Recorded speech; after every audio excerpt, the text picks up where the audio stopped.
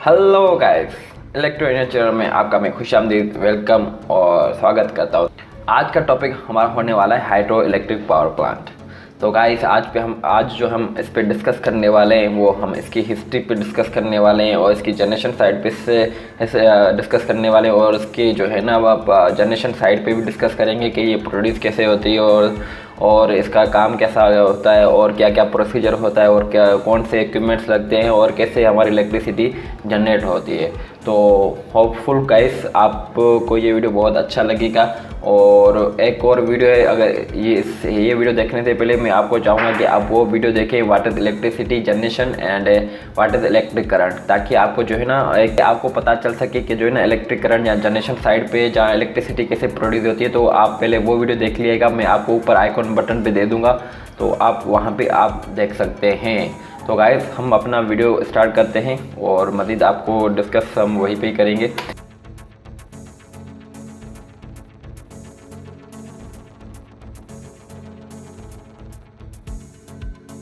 पहले hydro electric power को define करने से पहले मैं आपको एक वाटर साइकिल बताना चाहता हूँ कि जो बहुत ज़रूरी होती है एक हमारे हाइड्रो इलेक्ट्रिक पावर प्लांट के लिए, क्योंकि जाहिर सी बात है भाई हाइड्रो मतलब पानी के लिए हमें कौन सा प्रोसीजर से गुजरना पड़ता है, थोड़ा बहुत मैं यहाँ पे आपको बताऊँगा, ज़्यादा डीप में बताने वाला नहीं।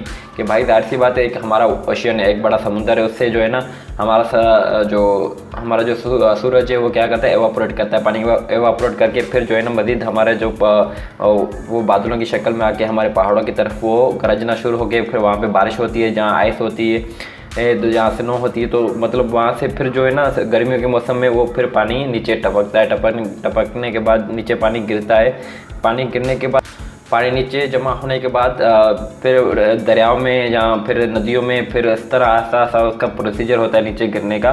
तो ये गिरता है, फिर क्या हम कर देते हैं, एक दरिया के किनारे पे जब जहाँ से पानी आता है एक अच्छी लोकेशन पे हम क्या करते थे, एक डैम बना देते हैं। डैम बना के फिर आगे हम प्रोसीजर होता है इसका। फिर एक यहाँ पे मैंने दो ग्रेविटेशनल एनर्जी इसलिए मैं यहाँ पे डिफाइन कर रहा हूँ क्योंकि इनके बगैर हाइड्रो इलेक्ट्रिक पावर प्लांट की जो जनरेशन है वो इम्पॉसिबल है। क्योंकि जाहिर सी बात है हमें पोटेंशियल एनर्जी भी हमें यूज़ करनी है और किनेटिक एनर्जी भी यूज़ करनी है डैम में क्यों, क्योंकि जाहिर सी बात है आपकी पोटेंशियल एनर्जी क्या होती है, जो आपका रिजर्वर होता है जहाँ पे आपका पानी स्टोरेज होता है वो आपकी पोटेंशियल एनर्जी होती है। और किनेटिक एनर्जी क्या होती है, जब आपका पानी आपका फ्लो हो रहा हो, किसी वे में आपका पानी फ्लो हो रहा हो, हम उसको किनेटिक एनर्जी कहेंगे। तो इनके बगैर हमारा डैम में जो पानी आ रहा है वो इस्तेमाल होना या वो से इलेक्ट्रिसिटी प्रोड्यूस होना, इन दोनों एनर्जियों के बगैर इम्पॉसिबल है। तो थोड़ी बहुत हम हिस्ट्री पे बात करने वाले हैं कि जो है ना हार्नेसिंग वाटर जो पावर था वो कैसे प्रोड्यूस करता था, कैसे एनर्जी प्रोड्यूस होती थी। तो यहाँ पे कुछ आपको बड़े लंबे व्हील्स से आपको मिलेंगे जो हमारे कुएं वगैरह में हम यूज़ करते थे और उनसे पानी निकालते थे, मगर ये वो वाले कुएं नहीं है, ये एक समझो उस दौर की ये टरबाइन है जिससे जो है ना ये इलेक्ट्रिसिटी प्रोड्यूस होती थी। आपको ये व्हील टाइप लग रहे होंगे, मगर जब भी ये क्या करते थे, एक लेक के हो, दरिया हो या नदी हो या जहाँ पे मतलब कंटिन्यूसली पानी का फ्लो हो, तो हम क्या कर देते थे, ये बड़े बड़े व्हील हम क्या करते थे, रख देते थे। रखने के बाद जब भी पानी प्रेशर में था तो इन जो व्हील थी व्हील में टच होके फिर जो है ना ये व्हील रोटेशन में आ जाना शुरू हो जाती थी। इससे क्या होता था, एक मोशन प्रोड्यूस होता था, मोशन प्रोड्यूस होकर हमने क्या कर दिया, इस व्हील की शाफ्ट में हमने क्या कर दिया, हमने एक अपनी जनरेटर की टरबाइन उसमें लगा दी। लगाने के बाद हमारा जनरेटर रोटेशन में आना शुरू हो जाता। फिर उसके बाद ये समझो एक पुराना प्रोसीजर है, इससे हमारी इलेक्ट्रिसिटी प्रोड्यूस होती है। तो गाइस थोड़ा बहुत हम हिस्ट्री पे बात कर लेते हैं। जो दुनिया का पहला हाइड्रो पावर प्लांट था वो कहाँ पे था, एक फोक्स रिवर थी, एक एप्लेटन के करीब, और विस्कॉन एक उसकी साइड थी जहाँ पे हाइड्रो पावर प्लांट दुनिया का पहला था। वो 1882 में बना था। ये हाइड्रो पावर प्लांट है दुनिया का पहला, फर्स्ट वाला जो है ना फोक्स रिवर पे बना था, एप्लेटन में। तो हम थोड़ा बहुत स्टेट पे बात कर लेते हैं कि हाइड्रो पावर प्लांट से जो जनरेशन में जनरेट हो रही है इलेक्ट्रिसिटी। तो हम थोड़ा बहुत सिटीज़ पे बात कर लेंगे। 2016 की रिपोर्ट थी कि जो कौन से 5 टॉप 5 में जो आते हैं मुल्क, वो कौन से मतलब जो है ना ज़्यादा प्रोड्यूस करते हैं या जनरेट करते हैं। जो वाशिंगटन हमारा आ जाता है 78,346 मेगावाट आवर प्रोड्यूस करता है, जनरेट करता है। तो दूसरे नंबर पे हमारा आ जाता है ओरिजिन आ जाता है, जो 34,549 मेगावाट हावर प्रोड्यूस करता है। फिर हमारा कैलिफोर्निया हो गया, फिर हमारा न्यूयॉर्क हो गया, फिर मोंटाना हो गया। जहाँ पे थोड़ा बहुत जो इधाऊ था वो जो है ना 5 में नहीं आता, मगर हाइड्रो पावर प्लांट की जो परसेंटेज है वो बहुत ज़्यादा इसकी रैंक है, वो टॉप 2 पे आता है वाशिंगटन के बाद। ये होगा भाई, अधूरा होगा, नाम तो इतना सुना हुआ नहीं लग रहा, फिर भी सही है। तो ये हाइड्रो इलेक्ट्रिक पावर जनरेशन जो थी वो बिलियन किलोवाट में जो प्रोड्यूस हुई थी 2010 से लेकर 2015 तक। थोड़ी बहुत इनकी हिस्ट्री है, चाइना है, कनाडा है, ब्राज़ील है, यूनाइटेड स्टेट है, रशिया है, नॉर्वे, मतलब जो टॉप पे जा रहा है 2010 से लेकर 2015 तक वो चाइना ही जा रहा है भैया।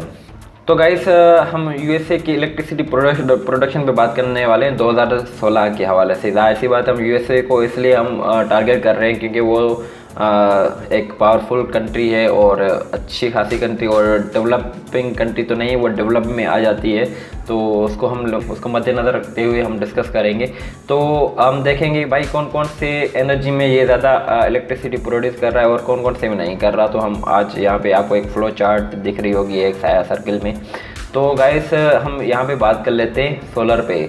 जो सोलर उसकी जो एनर्जी है वो 0.9 है, फिर जियो थर्मल पे 0.4 है, फिर उसके बाद जो आती है बायोमास। बायोमास में भी क्या है 1.5% पे मतलब प्रोडक्शन कर रहा है। फिर उसके बाद विंड आ जाती है, विंड में भी 5.6 प्रोड्यूस कर रहा है, और हाइड्रो पावर प्लांट में 6.4 प्रोड्यूस कर रहा है।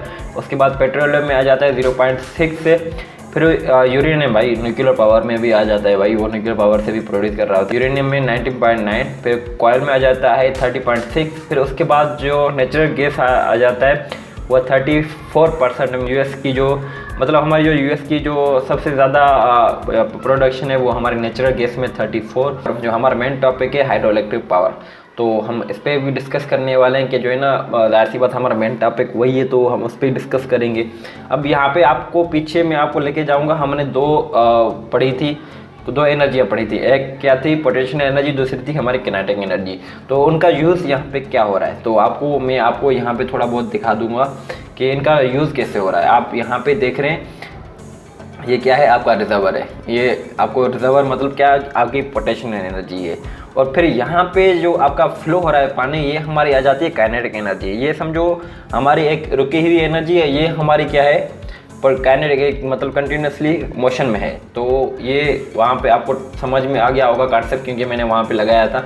तो अब इसकी हम बात करेंगे कि इलेक्ट्रिसिटी इससे प्रोड्यूस कैसे होती है, इन एनर्जी से जो है ना प्रोड्यूस कैसे होती है। यहाँ पे आपको नज़र आ रहा होगा पॉइंट वन पे हमने क्या लगा दिया, एक जाली टाइप लगा दी, चाहे एक गेट टाइप हमने लगा दिए, जिससे जो है ना हम पानी को रोक भी सकें। और दूसरी बात यह है कि जो है ना जो पत्थर आते हैं, बड़े वाले छोटे वाले जितने भी माना पत्थर आते हैं, हम उनको भी रोक सकें, ताकि जो हमारी जो टरबाइन है वो डैमेज ना हो सके। तो जाहिर सी बात है पत्थर आएंगे तो वो टरबाइन हमारी डैमेज हो जाएगी, डैमेज होने के बाद हमारी रोटेशन बंद हो जाएगी। तो हमारी जब रोटेशन बंद होने के बाद हमारा क्या होगा, इलेक्ट्रिसिटी प्रोड्यूस नहीं होगी।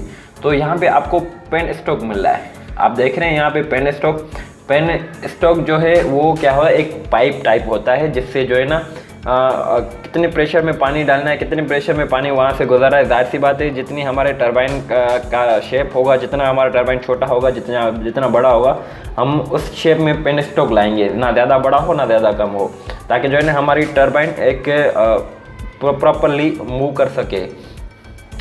तो फिर उसके बाद आपको जो है ना पॉइंट नंबर 3 पे आप देखें, ये हमारी टरबाइन रोटेशन शुरू होना हो गई है। फिर जब भी यहाँ से पानी इसको टच कर रहा है टरबाइन को, फिर टच होने के बाद हमारी जो टरबाइन होती है वो आपस में कपल्ड होती है, किसके साथ, जनरेटर की शाफ्ट के साथ। मतलब जो समझो टरबाइन की जो शाफ्ट होती है और जनरेटर की शाफ्ट होती है, आपस में दोनों को कपल किया जाता है, ताकि जो हमारी टरबाइन है वो रोटेशन में आ जाए। तो उसके साथ ही साथ हमारा क्या हो, जनरेटर की शाफ्ट भी रोटेशन में आ जाए। जनरेटर की जब शाफ्ट रोटेशन में आ जाएगी तो हमारा जो भाई हमारा फ्राडे लॉ था, भाई आपको तो पता होगा फ्राडे लॉ। तो फ्राडे लॉ में क्या होता, दो मैग्नेट थे और एक में हमने एक डिस्क रख दी थी या दो कॉयल रख दी थी आपस में।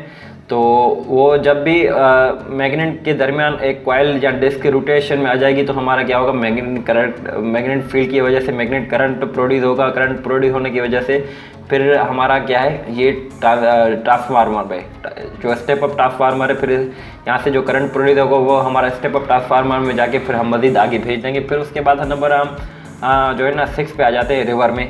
जाहिर सी बात है जो टरबाइन से पानी होके फिर रिवर में भी चला गया।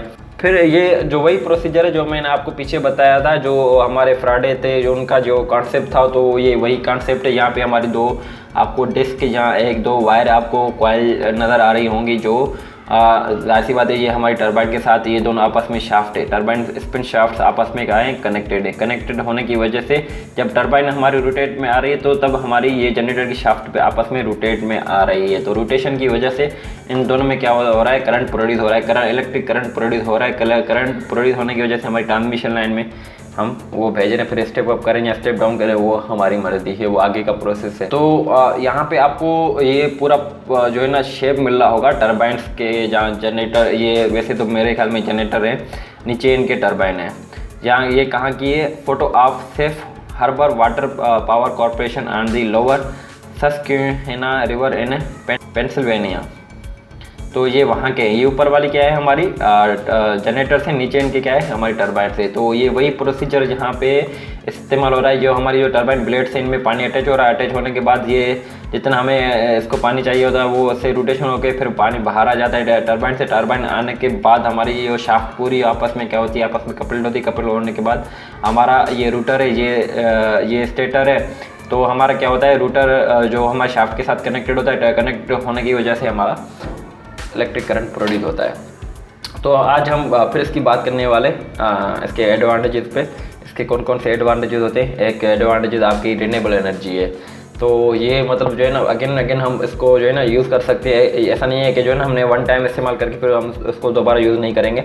ये हम अगेन इस एनर्जी को यूज़ करते रहेंगे। और दूसरा हमारा पॉइंट है वो क्या है, क्लीन एनर्जी सोर्स। जाहिर सी बात है भाई, इसमें आपको ना पॉल्यूशन मिलेगी, ना आपको नॉइस मिलेगी। थोड़ी बहुत नॉइस आपको मिलेगी टरबाइन वगैरह की आपको मिलेगी, मगर इतनी नहीं होगी। फिर जो है ना मतलब इन्वायरमेंट फ्री है, एक तरह आप समझ लें इन्वायरमेंट फ्री है। इसमें भी कोई भी हम इन्वायरमेंट को डैमेज नहीं कर रहे, बस एक नेचुरली प्रोसेस है। हम नेचुरल प्रोसेस को हमने क्या कर दिया, उससे इलेक्ट्रिसिटी प्रोड्यूस कर ली। डोमेस्टिक एनर्जी सोर्स है, जाहिर सी बात है जनरली अवेलेबल एज नीडेड, जब हमें ज़रूरत पड़ती है हम उसको चला लेते हैं। Water supply and flood control, जाहिर सी बात है हम वाटर फ्लो को भी हम कंट्रोल कर रहे हैं, उसकी फ्लड को भी कंट्रोल कर रहे हैं, उसकी पूरी मैनेजमेंट को हम कंट्रोल कर रहे हैं। एक ये एडवांटेज है। तो अब थोड़ा बहुत आपको मैंने पीछे आपको एक पॉइंट बताई थी कि क्लीन एनर्जी सोर्स या रिन्यूएबल एनर्जी सोर्स के लिए दोनों जो टॉपिक हैं वो इस टॉपिक से पावर प्लांट एफिशिएंसी के साथ जो है ना कनेक्टेड हो रहे हैं। क्योंकि मैं थोड़ा बहुत आपको फ़र्क दिखाने वाला हूँ कि जो है ना एक थर्मल पावर प्लांट और हाइड्रो पावर प्लांट में फ़र्क क्या होता है, इसको आपको मज़ीद पता चल जाएगा। जाहिर सी बात है केमिकल एनर्जी, चाहे वो आप कोयल इस्तेमाल करें, चाहे पेट्रोल इस्तेमाल करें, गैस इस्तेमाल करें, मतलब कोई भी केमिकल एनर्जी हम इस्तेमाल कर रहे हैं क्या, एक हीट के लिए, एक उसको हम बर्न करके एक हीट हम प्रोड्यूस कर रहे हैं। प्रोड्यूस करने के बाद हम क्या करें, जो पानी आ रहा है हमारे, जो पानी को हम हीट करके हम बॉयलर को हीट कर रहे हैं। हीट करने के बाद जो है ना हमारा पानी स्टीम में कन्वर्ट हो जाता है। स्टीम में कन्वर्ट होके जितनी भी जो है ना हमें आपको यहाँ पे टरबाइन्स नज़र आ रही हो, टरबाइन्स के जो टरबाइन्स में आपको यहाँ पे टरबाइन्स नज़र आ रही होंगी। टरबाइन्स में क्या होता है कि आपकी जो स्टीम आ रही है, आपको point number 1 chemical energy, point 2 हमारा थर्मल एनर्जी। थर्मल एनर्जी आपकी क्या है, स्टीम है। तो स्टीम में आपको क्या हो रहा है, एक कंस्टेंट प्रेशर देना होता है। तो ये प्रेशर जो है ना आपकी टरबाइन के साथ अटैच होता है। आपको मैं बता दूँ स्टीम में कौन कौन सी टरबाइन इस्तेमाल होती है। 3 टरबाइन इस्तेमाल होती है, एक आईपी टरबाइन होती है, एचपी टरबाइन होती है और एलपी टरबाइन होती है। तो ये तीनों टरबाइन जो होती हैं हमारी स्टीम से रोटेशन में आ जाती हैं। जब भी इनसे स्टीम जो है ना हिट होती है, हिट होने के बाद हमारी क्या होती है, टरबाइन्स हमारी मोशन में आ जाती हैं। मोशन में होने के बाद वही आपको प्रोसीजर बताया भाई, आपके जनरेटर के साथ आपने टरबाइन की शाफ्ट आप अटैच करी है। इससे जब टरबाइन आपकी रोटेशन में आएगी ऑटोमेटिकली आपका जनरेटर रोटेशन में आएगा। तो फिर उसके बाद प्रोसीजर क्या होता है, आपका टरबाइन से जो स्टीम गई फिर वो आपकी आती है कंडेंसर में। कंडेंसर में आने के बाद फिर वो आपके जो पंप्स होते हैं वो पानी को क्या कर देते हैं, फिर जो है ना बॉयलर की तरफ पहुंचा देते हैं। भाई ये प्रोसीजर है, मगर आपको इसके नुकसान बहुत मिलेंगे। एक तो आपको कोई भी मतलब इन्वायरमेंटली आपको ये डैमेज कर रहा है, और दूसरी बात जो है ना इसके जितने भी प्रोडक्शन है जितने भी प्रोडक्शन है जो मतलब इसके जितने भी यूनिट हैं वो तकरीबन 65 यूनिट्स जो है ना लॉस में जा रहे हैं। उससे मतलब जो है ना ये लॉसेस में जा रहा है। ये पावर प्लांट जो जितने भी मतलब केमिकल से इलेक्ट्रिसिटी प्रोड्यूस हो रही है उसमें हमें लॉसेस बहुत मिलेंगे। हाइड्रो पावर प्लांट में ये लॉसेस नहीं मिलेंगे। तो कंपेरिजन दोनों का किया जाए तो मतलब 100% से हमें 35% हम जो यूनिट हैं वो इस्तेमाल कर रहे हैं और 65 यूनिट हम लॉस में ला रहे हैं। तो यहाँ पे वही मैंने बात कर दी है कि जो है ना 35% हम जो है ना इससे प्रोडक्शन कर रहे हैं और 95% हम इससे प्रोडक्शन कर रहे हैं, उसमें 65% लॉसिंग होते हैं केमिकल में। तो पॉसिबल एनवायरनमेंट इम्पैक्ट, अब इन जो है ना पानी की वजह से इम्पैक्ट कौन से होते हैं। एक तो फिश पॉपुलेशन, जाहिर सी बात है भाई, अगर आप पानी का फ्लो अपने दरियाओं में दे रहे हैं, नदियों में दे रहे हैं, तो उससे जो है ना फ़िश की जो पॉपुलेशन है वो जल्दी बढ़ जाती है, वो ग्रोथ में आना शुरू हो जाती है। जाहिर सी बात है फ़िश पानी के बगैर रह ही नहीं सकती, जितना उसको पानी चाहिए होगा फिर उसके हिसाब से वो ग्रोथ करना शुरू हो जाती है। Quality and flow of water, हमें एक क्वालिटी भी बरकरार रखनी होती है पानी की और फ्लो भी बरकरार रखना होता है। और ecosystem of reverse and streams, जो दरिया हैं जहाँ नदियाँ हैं उनको जो है ना प्रॉपर वे में उनको चलाना भी एक हमारा मतलब निज़ाम होता है। तो इसके एडवांटेजेस क्या हैं। अब जाहिर सी बात है हाइड्रो पावर प्लांट के भी एडवांटेजेस हैं भाई, जैसे हमने आपको केमिकल एनर्जी के एडवांटेजेस बताए। अब हम जो है ना इलेक्ट्रिक हाइड्रो पावर प्लांट के भी आपको हम बता देते हैं कौन से। ड्राफ्ट, खुश्क ज़मीन, भाई ड्राफ्ट का मतलब क्या है, खुश्क ज़मीन। खुश्क ज़मीन क्या मतलब, क्या मुराद है इससे। जाहिर सी बात है हाइड्रो मतलब आपका पानी। अगर आपके डैम में पानी नहीं है, आपके रिजर्वर में पानी नहीं है, तो आप इलेक्ट्रिसिटी कैसे प्रोड्यूस करेंगे। तो ये मतलब बड़ा इम्पेक्ट हो जाता है जब भी डैम में आपका पानी ख़त्म हो जाता है, फिर आपकी जनरेशन साइड क्या हो जाती है, ज़ीरो हो जाती है, ज़ीरो।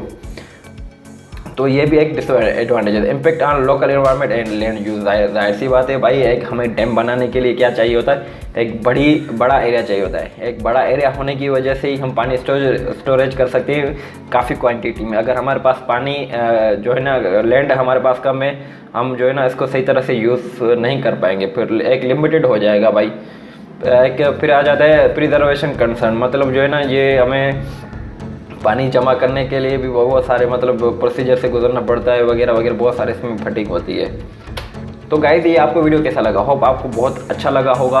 तो आप मज़ीद वीडियो ऐसी देखना चाहते हैं तो मुझे कमेंट सेक्शन में ज़रूर बताइएगा और सब्सक्राइब करना मत भूलिएगा, ताकि मैं मज़ीद आपके लिए ऐसी वीडियो बना सकूँ इन्फॉर्मेटिव, ताकि आपको नॉलेज में मज़ीद में इजाफा कर सकूँ।